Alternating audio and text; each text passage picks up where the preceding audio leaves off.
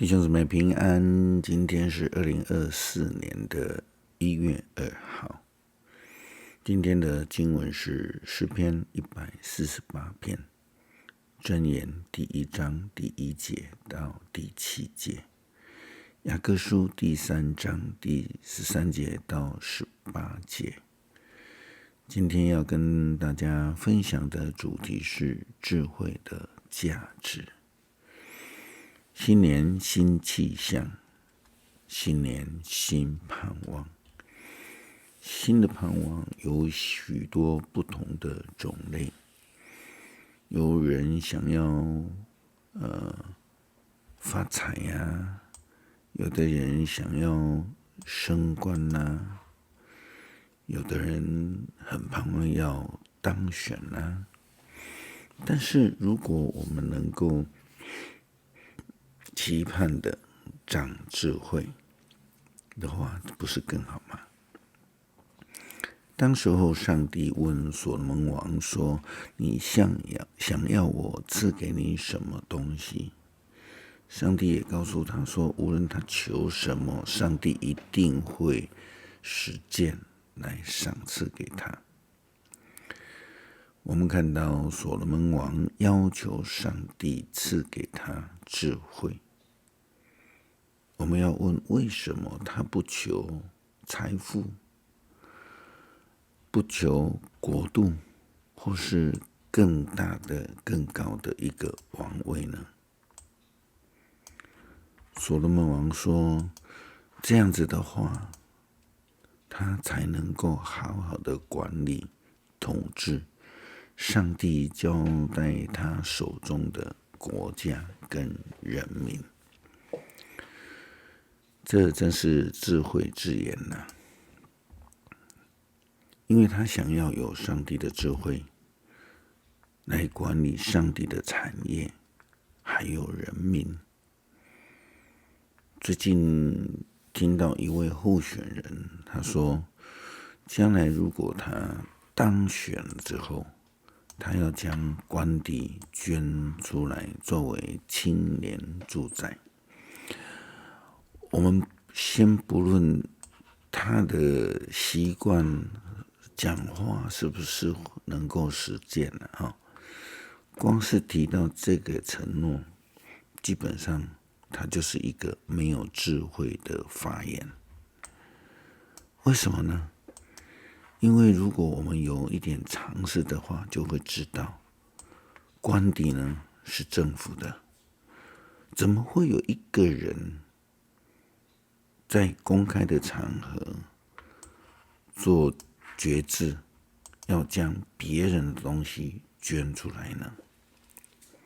智慧真的是非常重要，一听就知道这是没有智慧的发言。箴言的价值是让我们活着能够表现的有智慧的形象，而不是愚昧的形象。箴言第1章第1节到第7节这样形容着有智慧的价值。圣经说，箴言的价值，大卫的儿子以色列王所罗门的箴言，这些箴言会使你认识智慧和训诲，明白格言深奥的含义。他们会教导你怎样过明智的生活，怎样做诚实、公正、正直的人。他们会使无知的人精明，教导年轻人处事有方。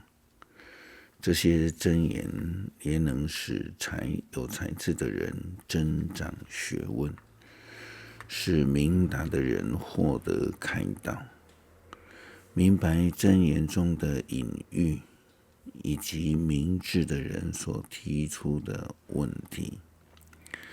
敬畏上主是智慧的开端，愚蠢的人轻视智慧，也不愿意学习。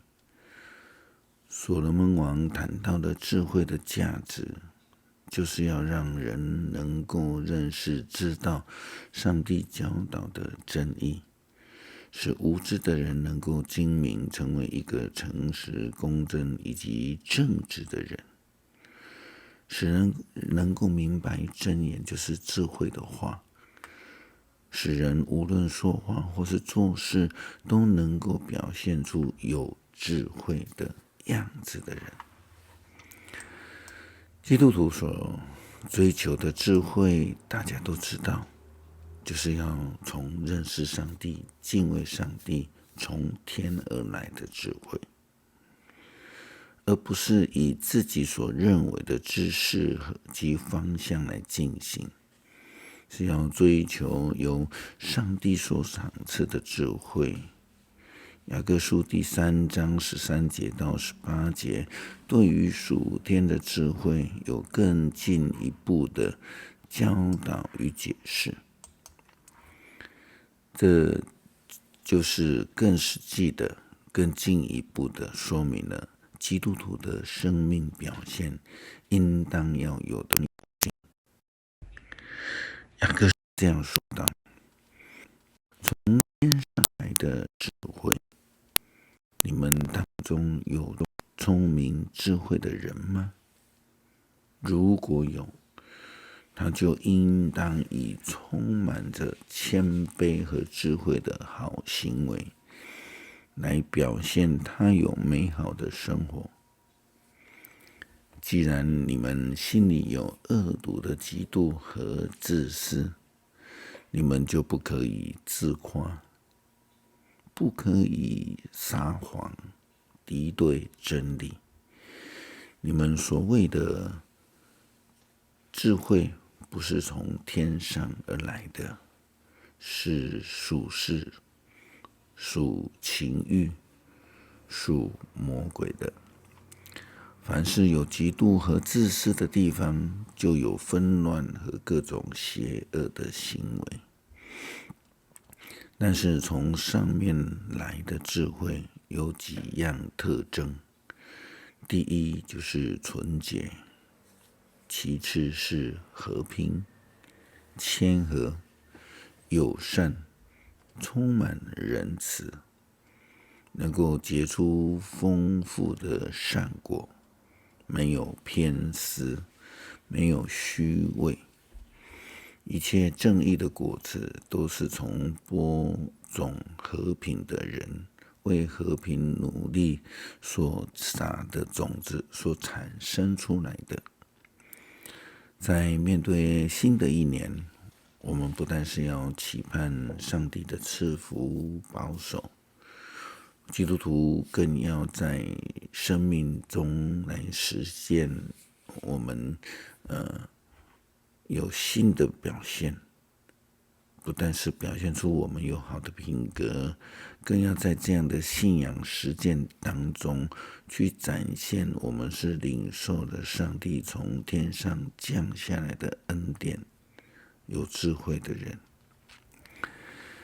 诗篇148篇，呼召全宇宙颂赞上帝，要赞美上主，你们要从天上颂赞上主，要在高天颂赞他。他的众天使啊，你们要颂赞他；他的众天君啊，你们要颂赞他。太阳啊，月亮啊，要颂赞他；闪耀的星辰啊，要颂赞他；天上的诸天啊，要颂赞他；天上的众水啊，要颂赞他。愿万象都颂赞上主的名。他一命令，一切就造成，各有固定的位置，永不改变。他的命令谁都不能违背。海怪啊，深渊啊，闪电啊，冰雹、雪和云雾啊，遵行命令的大风啊，要从地上颂赞上主。大山小山啊，果树森林啊，野兽、牲畜啊，昆虫、飞禽啊，你们都要颂赞他。君王啊，万民啊，公侯啊，一切掌权者啊，少年人啊，少女啊，老年人啊，孩童啊，你们都要颂赞他。愿他们都颂赞上主的名，唯有他的名被尊崇，他的荣耀超越天地。他使他的子民强盛，因此他忠贞的子民以色列，所有的亲爱的子民都颂赞他，要赞美上主。感谢上帝赐给我们一个全新的日子，求主赐给我们智慧，让我们的生命有新的展现新的样貌，更有属天的品格，有好的生命实践，更像基督的样式。感谢祷告，奉主耶稣基督圣名求，阿们。